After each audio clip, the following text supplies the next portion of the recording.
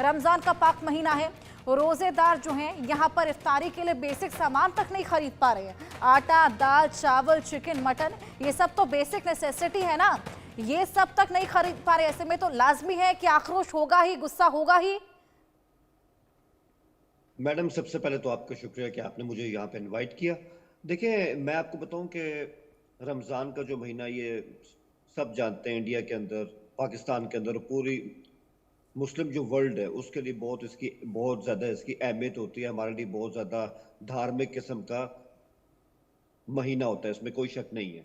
लेकिन मैं आपको बताऊं, जो आपने अपनी रिपोर्ट के अंदर एक पिक्चर खींची है, सूरत हाल इतनी भी ख़राब नहीं है। उसकी वजह क्या है? क्योंकि मैं उसको काउंटर कर सकता हूँ। हमारी जो हुकूमतें, आपने उसमें शहबाज साहब की बात की, तो मैं आपको बताऊं, हमारी जो फेडरल हुकूमत है उन्होंने 20 अरब का रमज़ान पैकेज दिया और इससे औसतन 2 से 2.5 करोड़ लोग इससे उनको फ़ायदा हो रहा है। और ये आपको ये भी बता दूं कि ये जो उन्होंने पैकेज दिया है, पिछले साल ये 7 अरब का था, उसमें 13 अरब का इजाफा हुआ है। 200% इजाफा है ये।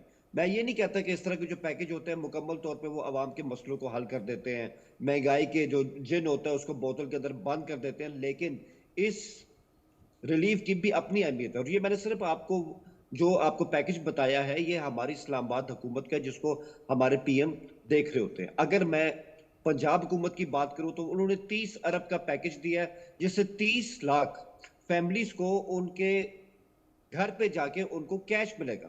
तो इसी तरह हमारा केपीके का सूबा है, जहां सबसे ज्यादा आतंकवाद है, जहां सबसे ज्यादा दहशतगर्दी हो रही है, उन्होंने भी 8 अरब का पैकेज दिया। और 115 जो हमारे हल्के हैं, जो हमारी सूबाई असम्बली के अंदर होते हैं, उनकी फैमिलीज के अंदर उनको स्पेशल तौर पे सब्सिडाइज किस्म का रमजान पैकेज दिया जा रहा है। तो कहीं ना कहीं मैं यही कहूंगा कि गिलास अगर आधा खाली है, गिलास आधा भरा भी हुआ है। आखिरी बात, क्योंकि आपने इसके साथ आगे भी जाना है, महंगाई की आपने बात की, तो मैं आपको बताऊं, महंगाई कुछ शक नहीं, मैं आपके सामने इस बात को तस्लीम कर रहा हूं, इस बात को मान रहा हूं। पिछले 2 साल जो है हमारी इकोनॉमी के लिए ओवरऑल अच्छे नहीं गए, ये बात बिल्कुल सही है।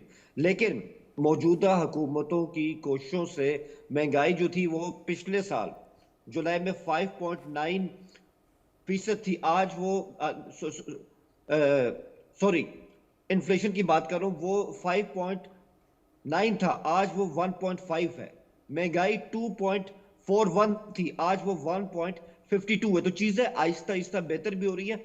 एक बात मैं जरूर आपके साथ जो है मैं आपसे इत्तेफाक करता हूं, ये जो प्राइस कंट्रोल का सिस्टम होता है, आई होप ये इंडिया में भी होता होगा, हमारे यहाँ भी होता है, ये कभी भी आप कोई भी एरा उठा के देख लें, कभी भी इतना इफेक्टिव नहीं रहता।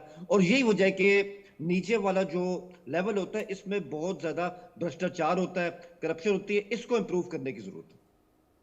बिल्कुल हुसैन जी, आंकड़े आपने बताए तो आंकड़े हमने भी बताए। जिस तरीके से दाम यहाँ पर लगातार बढ़ते चले जा रहे हैं वो हमने भी बताए। चलिए आप दोनों के पास मैं वापस आऊंगी। एक और बड़ी खबर हम दर्शकों को बता दें, पाकिस्तान में चीनी के दाम ने भी सारे रिकॉर्ड तोड़ दिए हैं। पाकिस्तान में चीनी की कमी से भारी दिक्कतें हो रही हैं, तो 200 रुपए किलो चीनी बिक रही है। चीनी की किल्लत से रमजान की मिठास फीकी पड़ने लगी है। व्यापारियों ने सरकार की नीतियों को इसके लिए जिम्मेदार ठहराया है और आम जनता में इसको लेकर बेहद ज्यादा आक्रोश है। 170 से 80 किलो यहां पर चीनी की बिक्री हो रही है और इसी के चलते जिस तरीके से चीनी की किल्लत है, रमजान की मिठास भी फीकी पड़ने लगी है। भारत और पाक का महंगाई मीटर, आइए वो भी ग्राफिक्स के जरिए आपको समझाने की कोशिश करें किन किन चीजों के कितने कितने दाम हैं। आइए ये भी आपको समझाते हैं। भारत और पाक का महंगाई मीटर आपके सामने रख रही हैं। चावल के दाम भारत में, आटे के दाम 30 से 40 रुपए हैं, पाकिस्तान में 160 से 200 रुपए हैं। अंदाजा आप लगाइए डिफरेंस का। चिकन की बात करें 150 से 200 रुपए भारत में, पाकिस्तान में 800 से 900 रुपए। ऐसे में मटन 800 से 1000 रुपए, पाकिस्तान में 2000 से 2500। और चीनी 41 से 50 रुपए भारत में बिकती है, पाकिस्तान में 170 से 200 रुपए। वहीं चावल की बात करें 30 से 50 रुपए भारत में बिक रहा है, पाकिस्तान में 180 से 250। और इन डिफरेंसेस को देखकर आप अंदाजा लगा सकते हैं कि कितना ज्यादा यहाँ पर फ्लक्चुएशन है, कितना ज्यादा प्राइस का डिफरेंस है। मैं आऊंगी आकाश जिंदल के पास, वरिष्ठ अर्थशास्त्री हैं।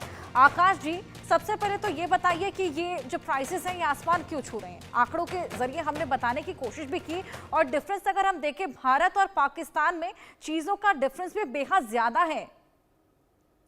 पहले तो हमारे दोस्त हुसैन साहब को रमज़ान के इस पवित्र और पाक महीने की बहुत बहुत मुबारकबाद। बिल्कुल सही कहा हुसैन भाई ने।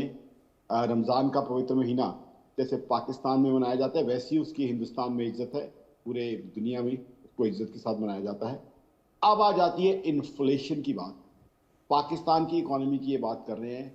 इकोनॉमी का मैं आपको डेटा देता हूँ, इन्फ्लेशन का भी इकोनॉमी का पंटाधार हुआ पड़ा है पाकिस्तान की इकोनॉमी। इनको पता है खुद कि बर्बाद इकोनॉमी है। सबसे पहले तो आपको डेटा दे दूं, अभी पाकिस्तान की सरकार किस चीज़ की खुशियां मना रही है कि 2 अरब डॉलर का लोन, 2 बिलियन US डॉलर का लोन चाइना को इन्होंने रीपे करना था, जो ये रीपे नहीं कर पाए।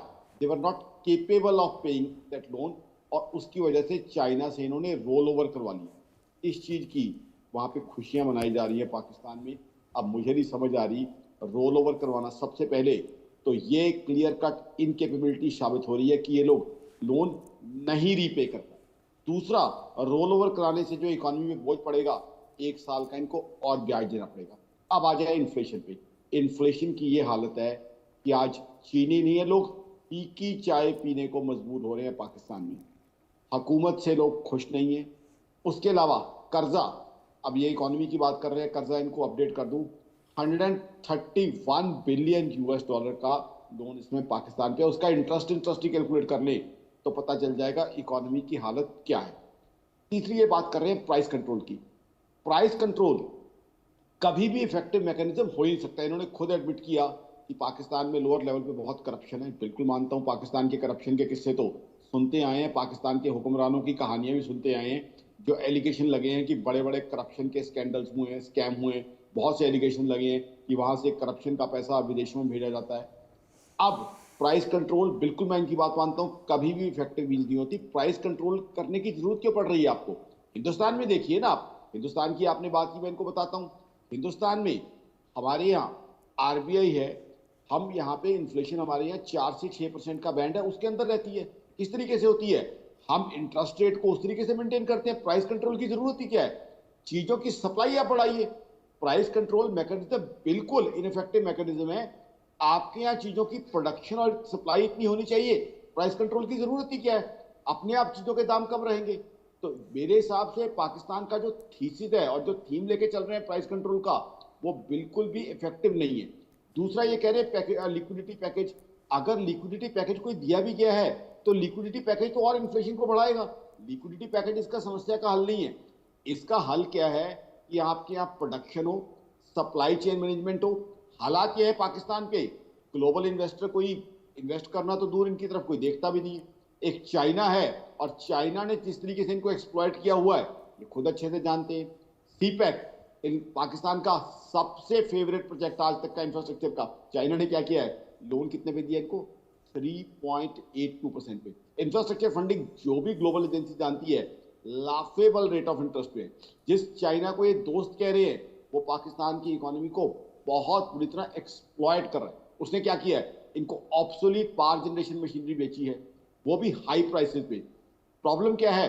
और कोई इनके यहाँ इन्वेस्ट करना चाहता नहीं है। सबको पता है कि पाकिस्तान के ऊपर लगातार एक्विजिशन लगते हैं, ये टेररिज्म को सपोर्ट करते रहे हैं। पाकिस्तान में बहुत से ग्लोबल टेररिस्ट बैठे हुए हैं, बहुत से टेररिस्ट ऐसे बैठे हुए हैं जिन्होंने हिंदुस्तान में टेररिज्म के काम किए हुए हैं और पाकिस्तान में बैठे हुए हैं। दुनिया ये जानती है, इस वजह से कोई वहां इन्वेस्ट नहीं कर रहा। चाइना से कर्जे लेने को मजबूर है और चाइना इनको एक्सप्लॉइट कर रहा है। तो पाकिस्तान को अपनी फाइनेंशियल रिस्ट्रक्चरिंग करनी होगी। पाकिस्तान को जो है वो माहौल पैदा करने होंगे वहां पे कि ग्लोबल इन्वेस्टर वहां पे इन्वेस्ट करे, मैन्युफैक्चरिंग वहां बढ़े, प्रोडक्शन वहां बढ़े। तब जाके लोगों के पास वहां पे जो है प्रोडक्शन बढ़ेगी, और प्रोडक्शन बढ़ के दुकानों पे सामान आएगा जो वाजिब रेट पे मिलेगा। ये बहुत जरूरी है। आप हिंदुस्तान की बात कर रहे हैं, हमारे यहाँ इन्फ्लेशन का डेटा दे लीजिए। इन्फ्लेशन का डेटा हमारे यहाँ भी जो है, रमजान हमारे यहाँ भी पूरी पवित्रता के साथ, पूरे आदर और सम्मान के साथ मनाया जाता है। हमारे यहाँ तो इन्फ्लेशन नहीं बढ़ी। उससे पहले दिवाली का त्यौहार था, तब भी हमारे यहाँ इन्फ्लेशन नहीं बढ़ी।